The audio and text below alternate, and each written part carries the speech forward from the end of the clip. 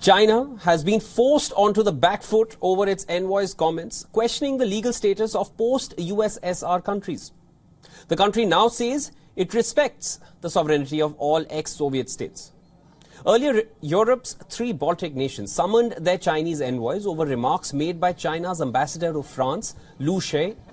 These nations are Estonia, Latvia and Lithuania. The Chinese envoy was speaking to a French TV channel, where he questioned the sovereignty of post-Soviet states. He said that these states don't actually have the status of independent nations, adding that there is no international agreement to materialize their sovereign status.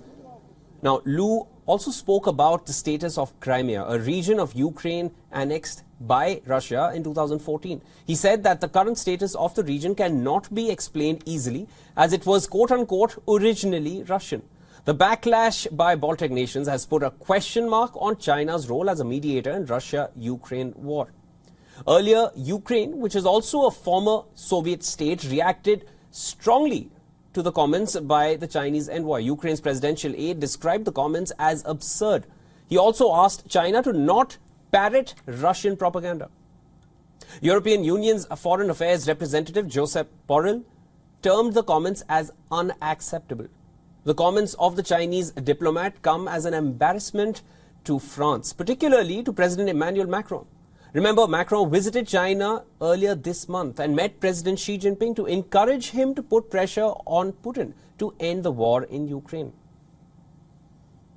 The French Foreign Ministry has said that it has learned with consternation about the statements from the Chinese ambassador. The statement went on to say that it remains up to China to say whether these statements reflect its position, which France hopes not to be the case. As a result, China has now been forced to clear its stand in this regard. Beijing has said that it respects the sovereign status of all ex-Soviet states. But still, China's close relations with Russia remain under the spotlight.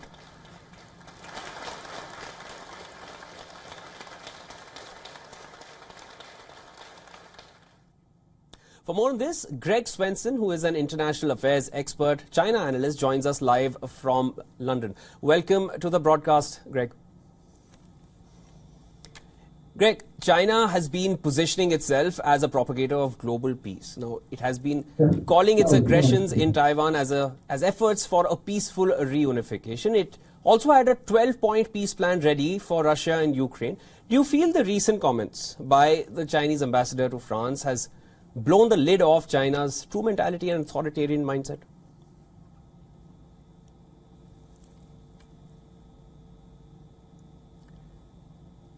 Greg, are you able to hear us?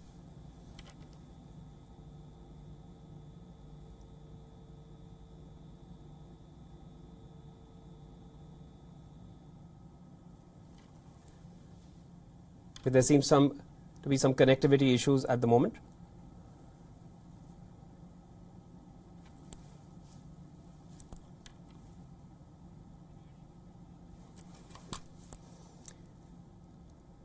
We'll reconnect with our guests as we cover up the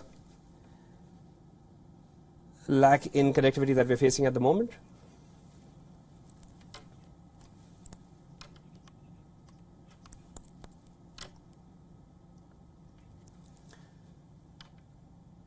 Greg Swenson, who's an international affairs expert. Once again, I'm introducing him. He's a China analyst. He's joining us live from London. Greg, are we clear to you? Can you hear us? Yeah. All right, let's start. Sounds good. Yes, China has been, Greg, it's been positioning itself as a propagator for global peace, and it has been calling its aggressions in Taiwan as an effort for peaceful reunification. It has also come up with that 12-point peace plan to bring Russia and Ukraine to peace. Do you feel the recent comments which have been made by the ambassador to France from China has blown the lid off China's true mentality? Well, surely it's had some repercussions, and any doubts that the world had about China and any implications from this comment are obvious. That China's only really interested in international law that serves their interests, and even we could call them imperial interests. So it shouldn't come as a surprise after the meeting between Macron and Xi in Beijing. suggesting that Europe should not take the side of Taiwan in any potential conflict. So that's quite obvious. But also there's implications for beyond Taiwan. There's the islands off the coast of Japan and in the Western Pacific. There's the borderlands with India. So yes, I think this was obviously a mistake, but also very troubling and with geopolitical implications beyond the Ukraine comment. Greg, the EU Foreign Policy Chief Josep Borrell said that the bloc would assess and recalibrate its strategy towards China. How do you feel this statement will affect EU and China relations? Well, it surely is going to have a negative effect, but if anything, it will encourage the EU to be very cautious in how they deal with China, and I think they will ultimately reject the implications that came from President Macron.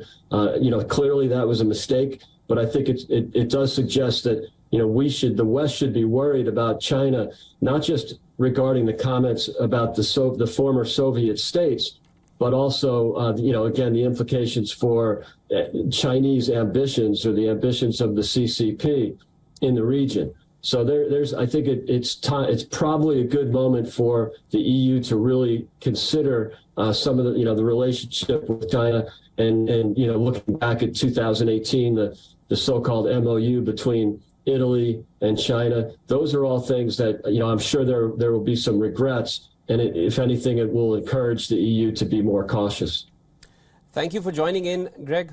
Thank you for all those updates. Thanks, Shimon.